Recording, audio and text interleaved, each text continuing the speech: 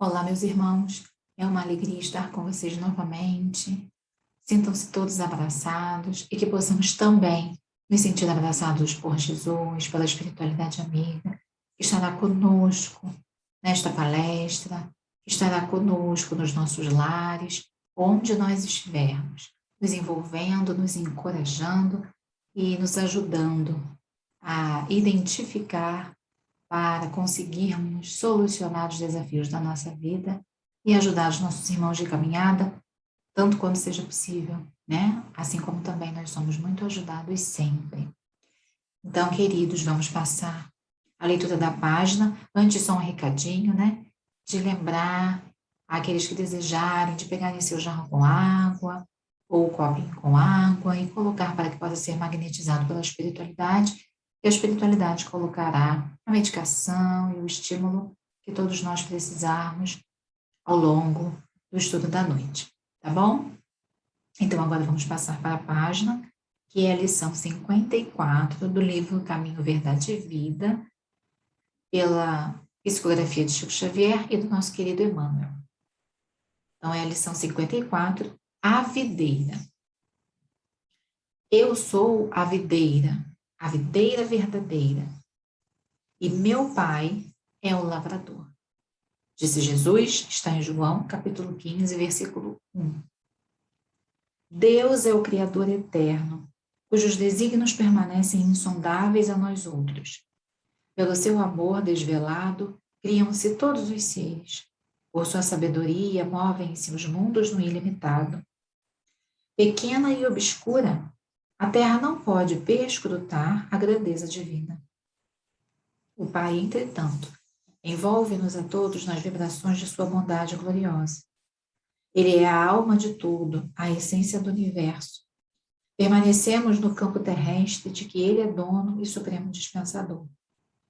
No entanto, para que lhe sintamos a presença em nossa compreensão limitada, concedeu-nos Jesus como sua personificação máxima. Útil seria que o homem observasse no planeta a sua imensa escola de trabalho. E todos nós, perante a grandeza universal, devemos reconhecer a nossa condição de seres humildes, necessitados de aprimoramento e iluminação. Dentro de nossa pequenez, sucumbiríamos de fome espiritual, estacionados na sombra da ignorância, não fosse essa videira da verdade e do amor que o Supremo Senhor nos concedeu em Jesus Cristo. De sua seiva divina procedem todas as nossas realizações elevadas nos serviços da terra.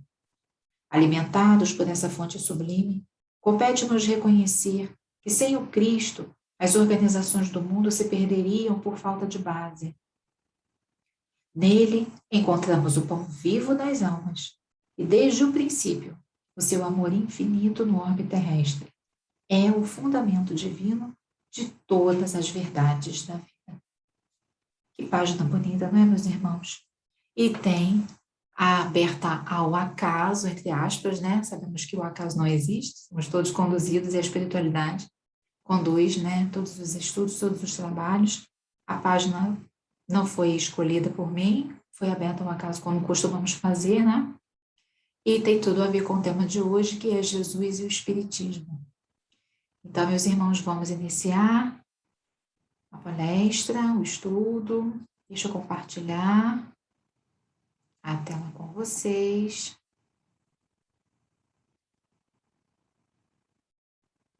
Prontinho. Então está aí. Jesus e o Espiritismo. Não vim destruir a lei. O que será que Jesus vai nos dizer nesta noite?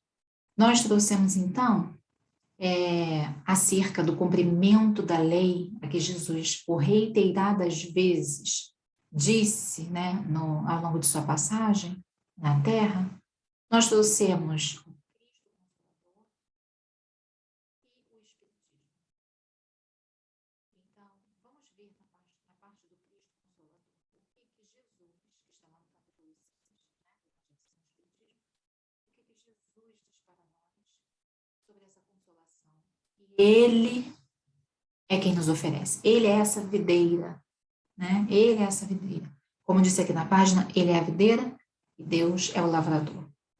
Então diz lá, no item 1, vinde a mim, todos vós que estáis aflitos e sobrecarregados, e eu vos aliviarei. Tomai sobre vós o meu jugo e aprendei comigo, que sou brando e humilde de coração, e achareis repouso para vossas almas, pois é suave o meu jugo e leve o meu fardo. Está em Mateus, capítulo 11, versículos 28 a 30.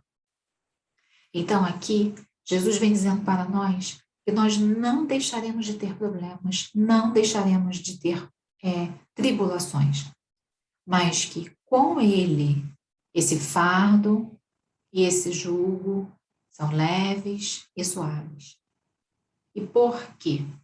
Sobre isso veremos, né? Então, aí vem a explicação no Evangelho segundo o Espiritismo. No item 2, todos os sofrimentos, misérias, decepções, dores físicas, perda de seres amados, encontram consolação na fé no futuro e na confiança na justiça de Deus, que o Cristo veio ensinar aos homens. Então, a época que Jesus veio, antes mesmo dele vir, e assim como nos dias de hoje, pouca coisa se mudou em relação às questões de desigualdade social, em relação ao sofrimento por dores físicas, por doenças, em relação à dor que sentimos pela ausência no período de luto, por uma pessoa querida, ou mesmo por um animalzinho de estimação, não é? Ou por um status de vida que se tinha e acabou se perdendo, pela perda de um casamento em que sobre o qual a gente dedicava a nossa vida, a nossa experiência, né, o nosso zelo. Então, tudo isso, todas essas tribulações, todos esses sofrimentos, sempre estiveram conosco. E vejamos como a mensagem, né, como o Espiritismo é consolador. Porque em nenhum momento em suas obras nós temos impingido sobre nós um castigo, uma culpabilização ou uma negligência, um negacionismo acerca da nossa dor. Ainda que as nossas dores estejam ligadas à inconformação sobre a matéria que a gente não consegue manter, sobre os nossos desejos, né? Nossas necessidades materiais, os nossos apegos, ainda que estejam vinculados a isso, a espiritualidade superior entende, compreende qual é a nossa realidade. Então, eles estão colocando aí que isso é sofrimento. Eles poderiam dizer assim, é uma bobagem, as preocupações que passam pela cabeça dos homens na Terra, né? Se preocupar com miséria, vocês vão ficar aí no máximo 100 anos. Decepção, dor física. O que é dor física para quem está aí por pouco tempo, né? Viu o que você fez na vida passada, quando você está aí mesmo para poder pagar. E não é assim, né? Sobretudo nesse capítulo da consolação, que vem depois do capítulo 5, que é bem-aventurados os aflitos, lá no Evangelho segundo o Espiritismo. Então, eles não passam a mão na nossa cabeça. Eles não nos coitadizam, os espíritos superiores, né, que trabalham em nome de Jesus, que trabalham em nome de Deus. Mas eles também não desvalidam, não negam a nossa dor. Mas aí eles precisam dar uma resposta segura, né? Eles precisam tirar a gente dessa autocomiseração, dessa autopiedade, como diz a Joana, porque isso não é movimento de equilíbrio, isso não é movimento de transformação de si mesmo, isso não é reforma íntima, e precisam levar a gente, então, para o que é equilíbrio e reforma íntima. Então, para que a gente tire o nosso olhar, o objeto, o foco da nossa atenção das questões que nos apegam ao que é passageiro, ao que é fugaz. E que a gente coloque o nosso olhar sobre o que não é passageiro, sobre o que não é fugaz. Então, o nosso olhar precisa ser na vida futura, na justiça de Deus sobre tudo aquilo que a gente passa. E principalmente para que a gente não volte a cair nos mesmos erros e, muito menos, provoque esses erros na vida de ninguém. Então, que a espiritualidade está aqui nos ajudando a ter um novo olhar, a conduzir a nossa vida se a gente vinha conduzindo de uma forma a colocarmos na nossa existência a condição da felicidade, nos bens materiais a condição da felicidade, né? Para a gente repensar, para a gente rever. Não é que a gente não vai fazer planos, a gente está aqui encarnado, vai passar um tempo que a gente não sabe quanto tempo é. Né? E está, inclusive, no Evangelho segundo o Espiritismo, lá no Livro dos Espíritos, né? Na lei de sociedade, lei do progresso, lei do trabalho, que o trabalho existe para fazer com que a gente não se conforme com a realidade que a gente tem, por melhor que ela seja, que ela sempre mudar. Nós temos, diferente dos demais animais, a capacidade teleológica. Sempre tivemos. Não é só hoje uma tecnologia desse mundo virtual, né? Das comunicações, da rede social, da internet, que são tecnologia. Quando se lascou a pedra e dali descobriu-se que a pontinha cortava o animal com mais facilidade, ou que colocado na ponta do cabo de um galho de árvore era um instrumento de defesa, aquilo foi um instrumento teleológico, aquilo foi uma tecnologia inventada e que melhorou a vida dos hominídeos, dos homens naquela época. Então, o ser humano, com a sua condição de pensar, está sempre buscando meios de aprimorar, de melhorar a sua sobrevivência. Então, nós estamos sim aqui para fazer isso, mas não somente para isso. Este não é o nosso objetivo. Porque sobreviver, comer, não morrer, se reproduzir, isso já faz parte da realidade, da função de qualquer outro ser do reino da criação. Os animais lutam para sobreviver, precisam se reproduzir, buscam comida um dia após o outro. Nós já temos algo além disso, então é desse algo além que nós precisamos cuidar.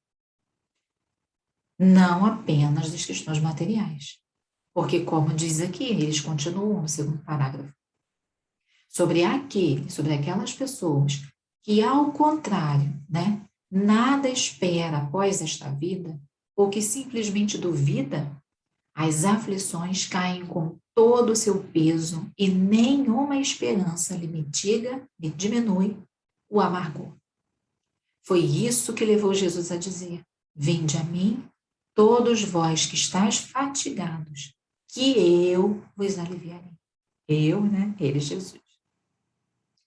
Porque o nosso olhar, se ficar aqui, poxa, perdi, poxa, não tenho mais, lutei tanto, né? Estou pagando a prestação, fui assaltado, mas é isso, mas é aquilo, vou pegar uma arma, me defender, a legítima defesa. A gente vai sempre colocando desculpa atrás de desculpa, como se tivesse uma forma da gente conseguir proteger 100% tudo que é material, tudo que não é espiritual. E não temos como fazer isso. Não temos. Por isso que a vida é mais pesada, por isso que é mais amarga, a gente não tem esperança. Porque elas são passageiras. O ladrão vai roubar, não é? Se for ouro, se for um bronze, metal, vai ser corroído, pode ser perdido, pode ser esquecido, pode vir uma doença, pode vir o falecimento. E aí a gente vai ficar guardando trigos e mais trigos em celeiros, até que vai vir o dono, Senhor da justiça da vida e da morte, como está no Evangelho, para nos dizer: insensato que tu és, hoje mesmo tomarei a tua vida. Porque nós não somos eternos aqui na vida material. Nós somos um ciclo de existências. Entretanto, faz depender de uma condição a sua assistência e a felicidade que promete aos aflitos. Então Jesus diz: venham a mim, que comigo vocês terão consolo para as suas aflições. Mas isso requer uma condição. E essa condição está na lei por ele ensinada. Seu jugo é a observância dessa lei. Lembram que ele falou, né? O meu fardo é leve, o meu jugo é suave. Ele não disse que não teria fardo, nem teria jugo. Não, é sobre isso aqui, ó, né? O fardo é o peso, o tamanho daquilo, o volume do que você precisa carregar. E o jugo nos animais, né? O jugo é aquele pedaço de madeira que é colocado aqui no boi, né? Principalmente mais de um, né? Ali o par. para mantê-los no mesmo padrão de movimento, de caminhada, para que eles vão juntos, andando, trotando, para fazerem os sulcos na terra, né?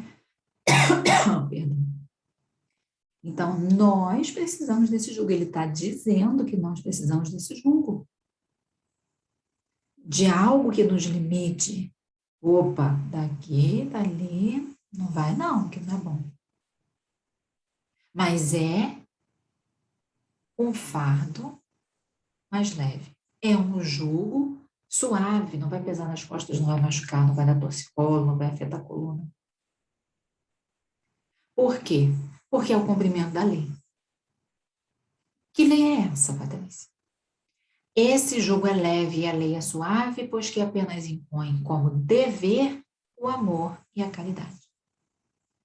Então, esse jugo que é a lei, que é o que Moisés veio trazer, a lei, obedeçam, não façam. Façam isso. Isso é a lei que Moisés veio trazer. O amor, que é a compreensão, é uma visão diferenciada dessa lei. Essa lei não está para punir nem castigar, mas é apenas uma reparação. Faz diferente que as consequências serão diferentes. E a caridade, que o Espiritismo vem complementar. E que não é uma modificação, uma transformação, uma melhoria daquilo que Jesus ou Moisés, é continuação da lei, é cumprimento da lei. Todas querem dizer uma coisa apenas: obediência a Deus. Faz a tua parte, porque a dele ele não deixou de fazer. Né? Então, façamos nós aquilo que nos cabe. Todas as vezes que eu não observo essa lei, que eu não cumpro essa lei, né? E cumprir é o esforço, é a compreensão, é o entendimento. É quando eu já posso fazer, quando eu já posso cumprir, quando eu já consigo obedecer e eu não obedeço. Não é quando eu não entendi. Óbvio que quando eu não entendo, também vou ter ali um débito, né? Que eu vou precisar reparar. Mas a intenção, a compreensão, o entendimento, se havia, se não havia, a gravidade, tudo isso podem ser atenuantes. Quando eu sei e não faço, aí já é diferente, a minha responsabilidade é muito maior. E a caridade que o Espiritismo traz não é apenas essa caridade que é de dar algo de material ao outro, que é fundamental, né? Porque conforme a gente morre, a gente adoece, a gente se debilita. Fome na matéria, fome de comida, né? E fome de afeto. Mas é o BIP que está lá no Livro dos Espíritos: benevolência para com todos, indulgência com as imperfeições alheias e perdão das ofensas. Então, benevolência, indulgência e perdão. Benevolência, indulgência e perdão. Mas o bem, compreende, entende, se coloca no lugar do outro, perdoa, releva. Então, quando nós nos colocamos nesse caminho, tudo que nos acontecer de problema, de adversidade, de estrondo, daquele furacão, aquela tempestade em alto mar, vai ser mais suave. Porque nós vamos ter na nossa consciência a tranquilidade de que eu fiz a minha parte. Agora é com Deus. O que tiver que ser da minha vida, como tiver que ser, que soluções vão aparecer, não me compete. Porque, na verdade, não compete a nós, ou compete. A gente tem controle de qualquer outra coisa que não seja o que está aqui dentro. Que não seja o que a gente esteja sentindo ou pensando. Nada do que está fora a gente controla. Nada, absolutamente nada.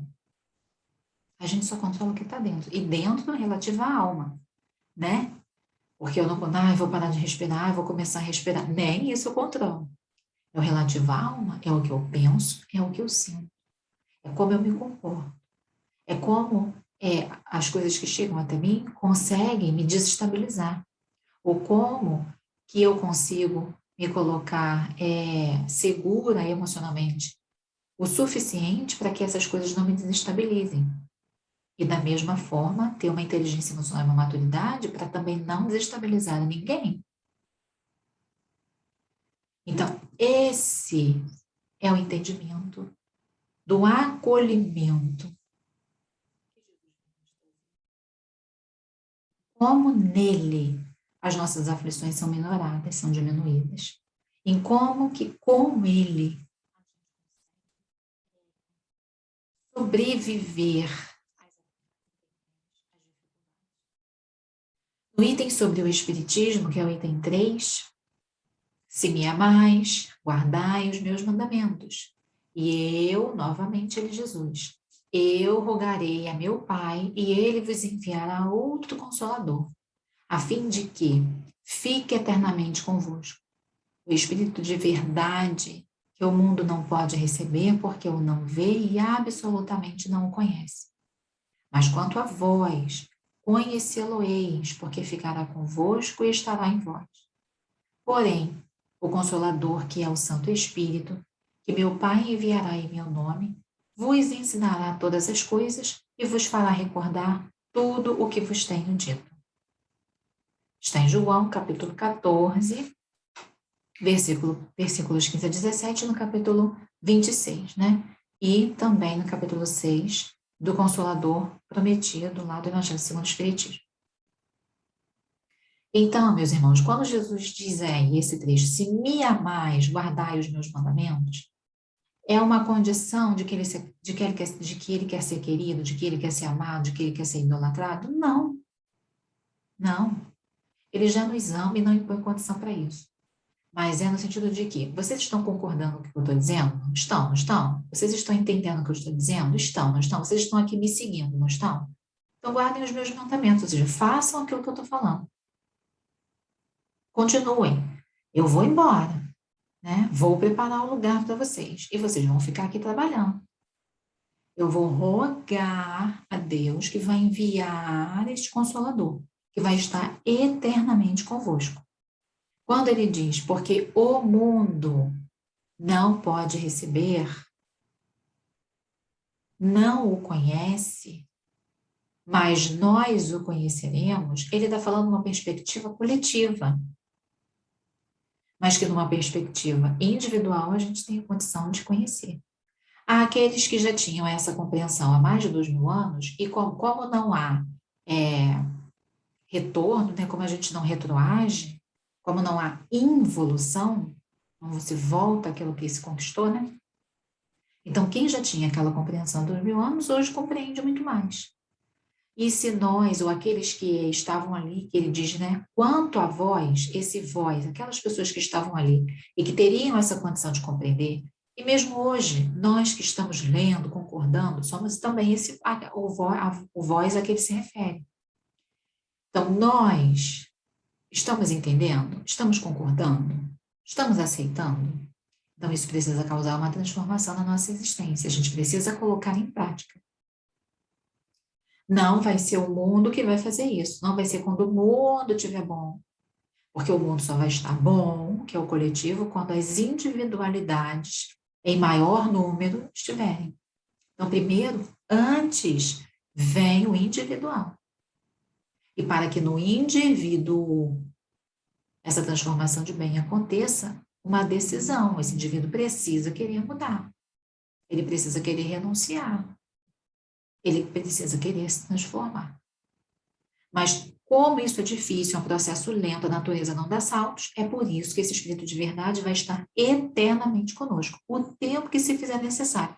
Se vai levar uma encarnação, 2, 20 mil, depende única e exclusivamente de cada um.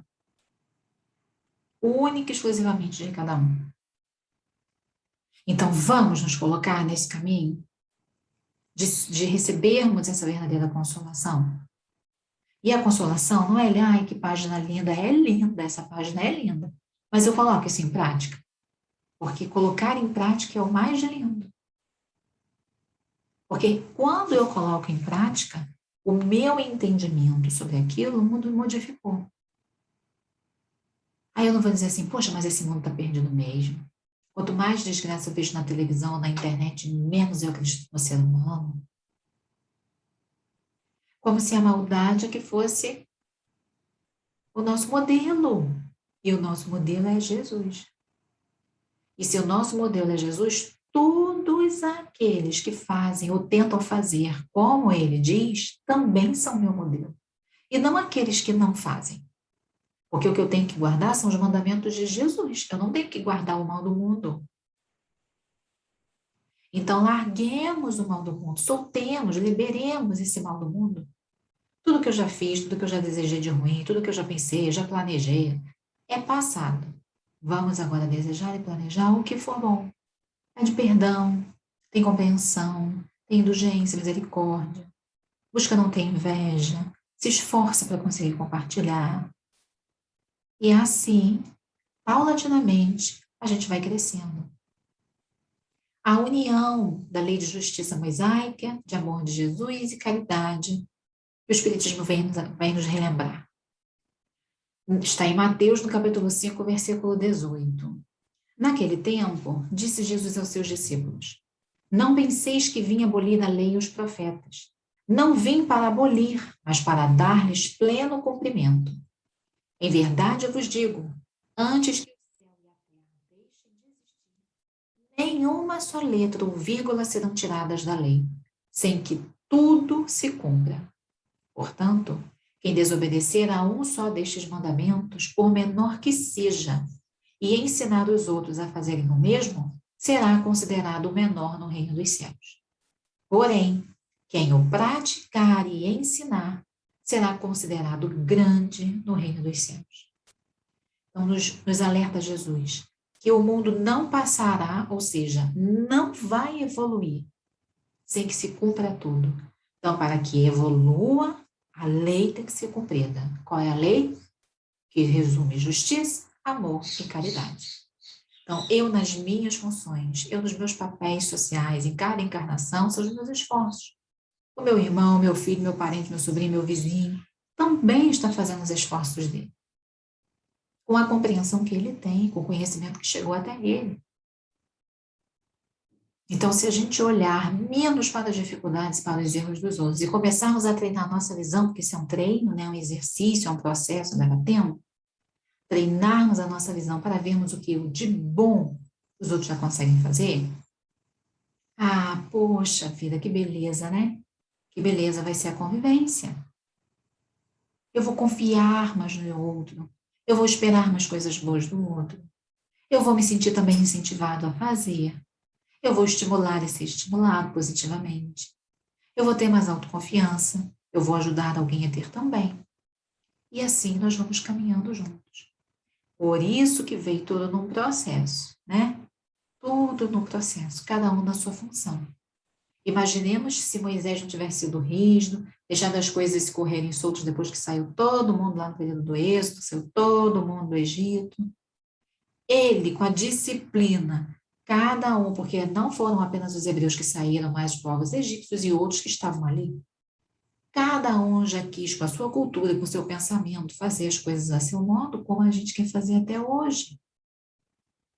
Imaginemos se Jesus tivesse se virado contra, tivesse atacado, tivesse planejado, né, destruir o Império Romano e não se humildar, como estava dito, né, desde do Antigo Testamento. E se nas palavras de toda a codificação kardeciana, que fala sobre a vida após a morte, que fala sobre mediunidade, que fala sobre comunicabilidade dos espíritos, e Kardec tivesse colocado lá, que é sim para os médiuns enriquecerem, que é sim para explorarem a crença dos outros, que é assim para tirarem o pão das viúvas, né? Recriminação, condenação que Jesus fez àqueles que faziam isso na sua época, e antes, até mesmo. Então, cada um se esforçou e deu, como Jesus, a própria vida, para colocar em prática este ensinamento divino de Deus para cada um de nós, para que ficasse marcado em nós. E a gente não pode mais dizer hoje, ah, eu não sabia. Ah, eu não sabia. Nós já sabemos. Nós já sabemos. Pode não saber o Beltraninho ali, que não tem nenhum conhecimento, né? Nunca ninguém falou nada para ele de religião. Pode até ser. Aquele que foi criado com uma disciplina inflexível, cheio de autoritarismo, sofrendo violência todos os dias. Pode até ser que esse aí não seja. Mas nós que assistimos palestra após palestra, Nós já conhecemos, nem que seja do ponto de vista intelectual, do ponto de vista da razão. Então, agora é desabrochar o sentimento para cumprirmos os ensinamentos, para termos essa indulgência, benevolência, fraternidade, porque a Terra não vai se transformar sem que antes a gente não se transforme. E ele está dizendo que isso vai acontecer, porque ele está dizendo que não vai ter uma mudança num pontinho da lei que foi trazida, todo o conjunto de leis. Não vai ter uma mudança, nada ali se muda, nada ali se modifica, nada. Tudo vai ser cumprido. O que Jesus quer de nós? Ele quer a verdade. Às vezes, a gente só encontra essa verdade quando a gente está no deserto. E não um deserto físico, né? Um deserto material, uma área desértica. Mas o deserto do silêncio interior. Da gente estar, às vezes até mesmo da solidão, de a gente estar sozinho. A gente não tem mais ninguém, a gente não tem mais nada. Ao fundo do fundo do fundo do poço. Não precisaríamos encontrar a verdade ali, porque ela está na beleza, a verdade está na sabedoria, a verdade está no cumprimento do dever, a verdade está na harmonia de todas as coisas, a verdade está aí.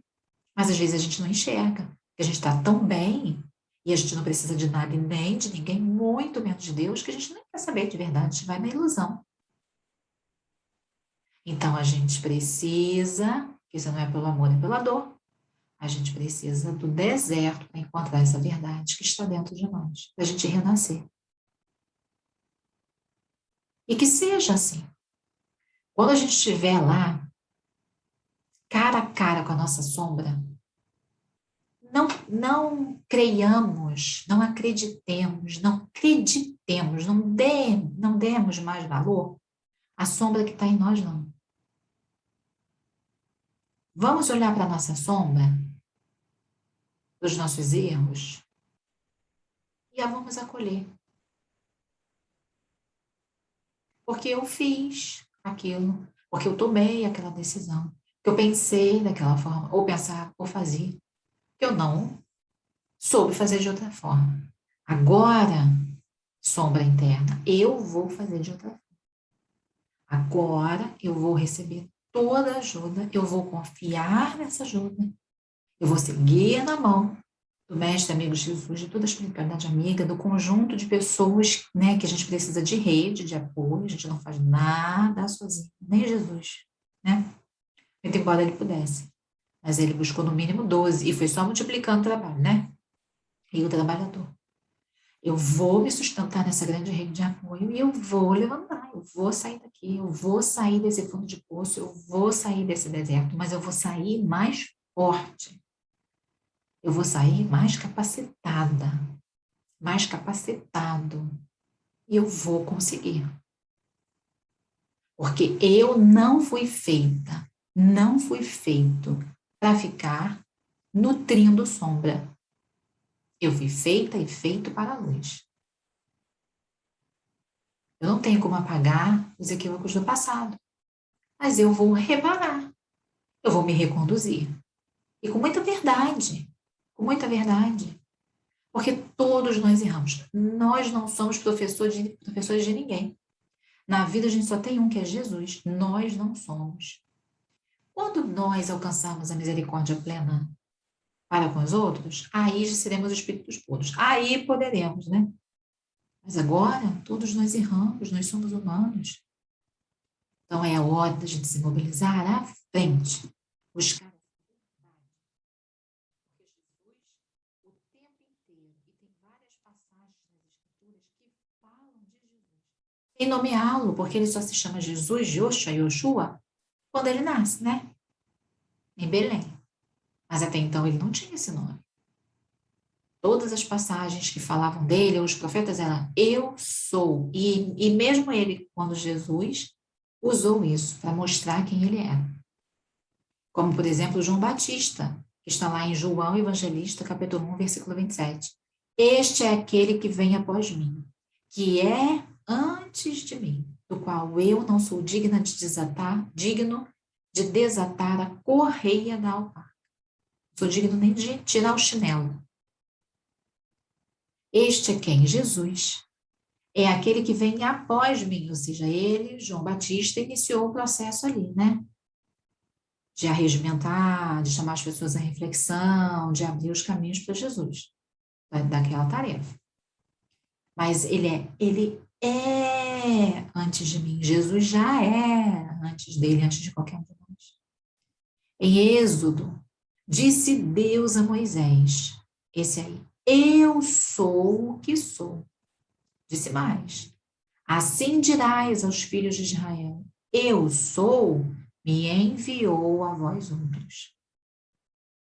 Então, Jesus dizendo para Moisés que esse eu sou, ele, Jesus, é que o tinha enviado. E em João, Jesus afirma, antes que Abraão existisse, eu sou. Não é eu sou aquela individualidade de Jesus, uma personalidade, é eu sou a integralidade, porque ele já era. Ele já tinha alcançado o ápice da evolução, ele já era. Ele já era, ele sempre foi, ele já era esse espírito elevado.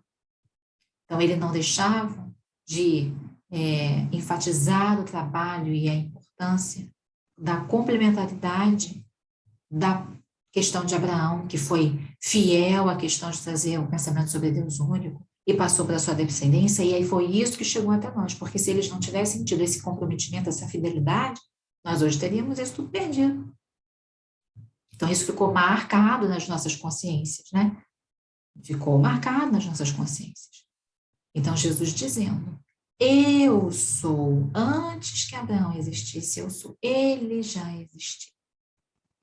Então, é este ser que mostra para nós, que quer despertar em nós o nosso sentido existencial, nossa alegria, a nossa vontade de viver, nossa vontade de se comprometer cada dia com o bem, com um bom trabalho, com a boa edificação das coisas, com o nosso falar mais responsável, com o nosso agir mais responsável, com a nossa escuta mais responsável.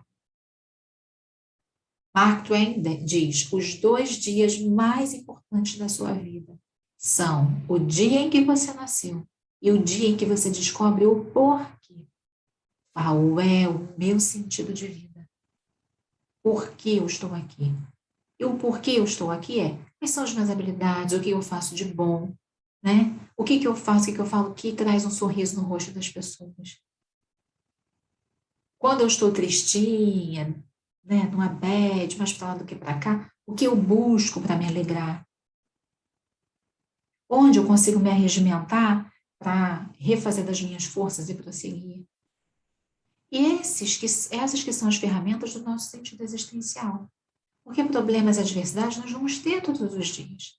Mas essas ferramentas vão ajudar com que a gente se espelhe em Jesus, para que com ele o fardo e o jugo sejam leves e suaves. Então, nós, vocês, já nos perguntamos. O dia que a gente nasceu, a gente já conhece. Mas o porquê nascemos? Por que nascemos? Por quê? Para quê? Qual é o sentido objetivo da sua vida? O que você pode fazer de bom e de melhor? Aí nós temos o exemplo, né, de Paulo. Até então, Saulo, que estava indo para Damasco, né, para aprisionar mais e mais cristãos, um ferrenho combatedor do cristianismo, de todo aquele movimento, um ferrenho defensor das leis hebraicas, né? E, de repente, ele tem essa luz diante dele, esse encontro, e que só ele via, que não era a luz do sol, né? Só ele viu essa luz. Em dado instante, todavia, quando o mal despertara Paulo das angustiosas cogitações, sente-se envolvido por luzes diferentes da tonalidade solar. Outra luz lhe banha os olhos deslumbrados e vê surgir a figura de um homem de majestática beleza, dando-lhe a impressão de que descia do céu ao seu encontro. A túnica era feita de pontos luminosos, os cabelos tocavam nos ombros a Nazarena. Os olhos magnéticos, emanados de simpatia e de amor, iluminando a fisionomia grave e terna, onde pairava uma divina tristeza. Divina tristeza em Jesus. Por que será? O doutor de Tarso contemplava-o com espanto profundo, e foi quando, numa inflexão de voz inesquecível, imaginemos isso, o desconhecido se fez ouvir. Saulo, Saulo, por que me persegues? E Saulo pergunta, quem sois vós, Senhor? Aureolado de uma luz balsâmica e num tom de inconcebível doçura, o Senhor respondeu. Olha novamente aí o eu sou. Eu sou Jesus. Jesus poderia ter dito apenas Jesus, como é lá a respostinha no Livro dos Espíritos, né, em algumas traduções. Jesus, não, ele disse eu sou Jesus. Por que será que ele utilizou eu sou? Porque Paulo de Tarso era um profundo conhecedor, era rabino, era profundo conhecedor das leis de Israel, das leis mosaicas. E o eu sou vinha se apresentando desde sempre, em todas as escrituras, todo o Talmud. Então, ele, Saulo, agora, como eu sou, sabia que Jesus era Jesus. Então viu-se o orgulhoso e inflexível doutor da lei curvar-se para o solo em pranto convulsivo.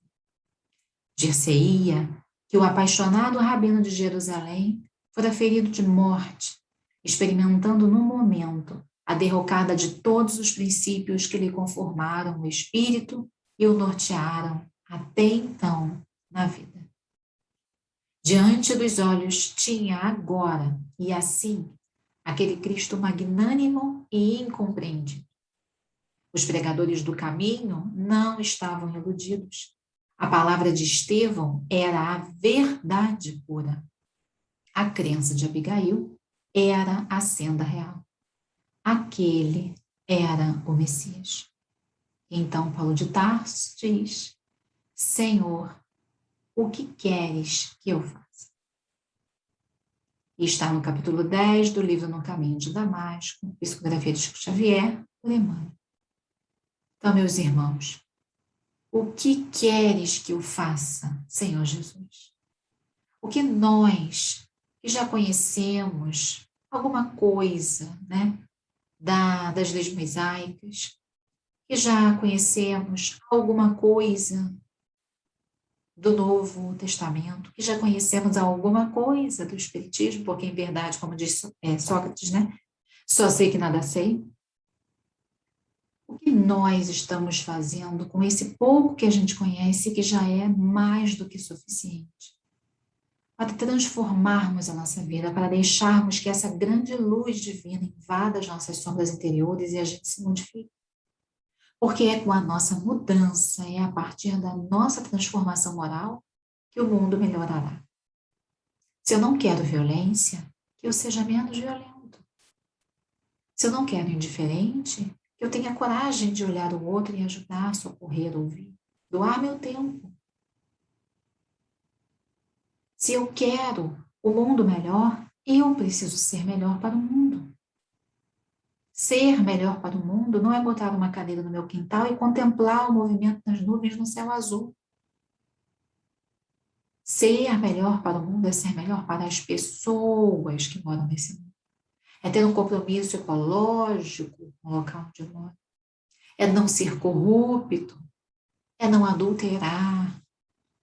É não praticar falso testemunho. É honrar meu pai e minha mãe que me geraram.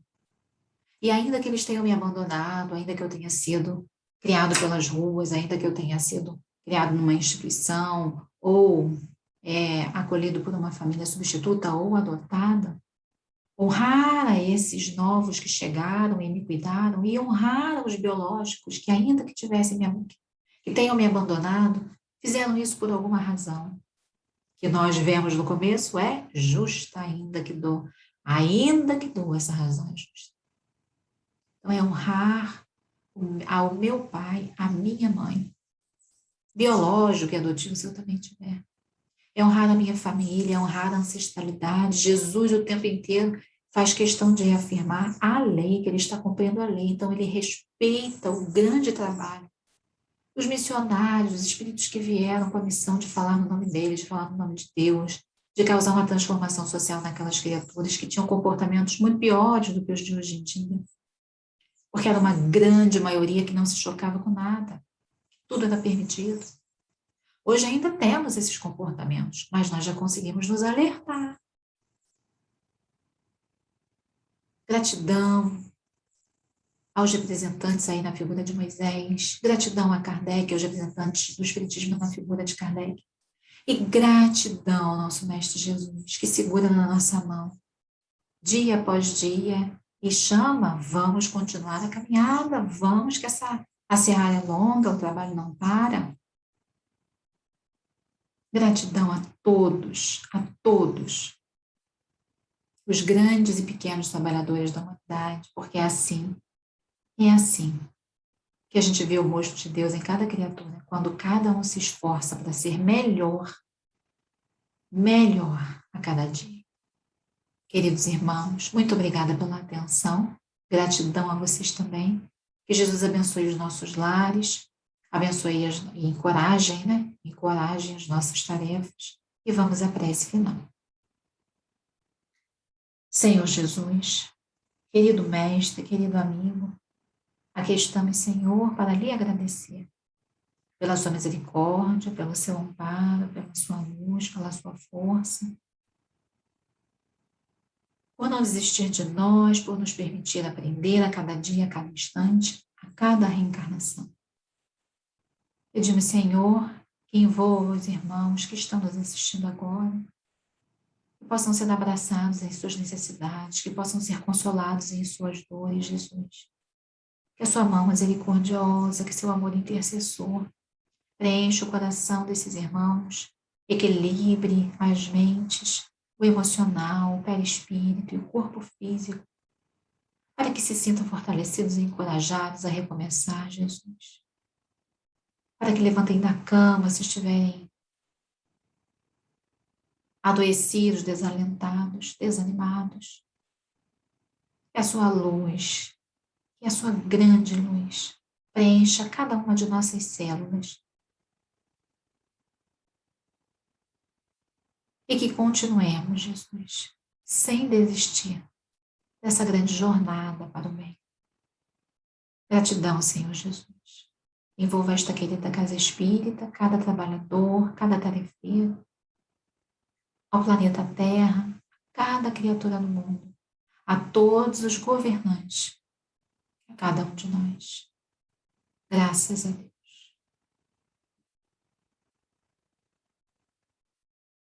Então, queridos irmãos, mais uma vez, deixo um abraço em todos e que fiquemos na paz de nosso Mestre Jesus Cristo. Graças a Deus.